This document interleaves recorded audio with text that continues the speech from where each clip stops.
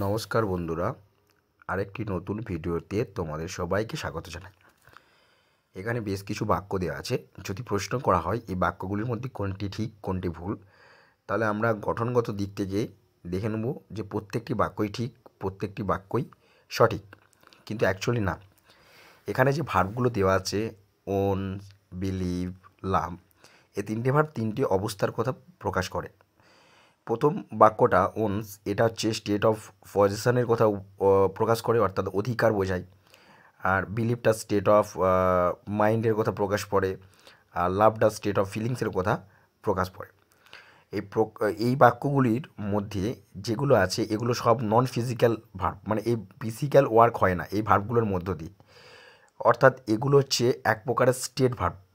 এই ভার্বগুলোর কাজই হচ্ছে কন্টিনিউয়াস ফর্ম না গঠন করা, অর্থাৎ এই ভার্বগুলোর মধ্যে দিয়ে সবসময় আমাদের জেনারেল ফ্যাক্টস এবং হ্যাবিচুয়াল ওয়ার্ক প্রকাশ করে।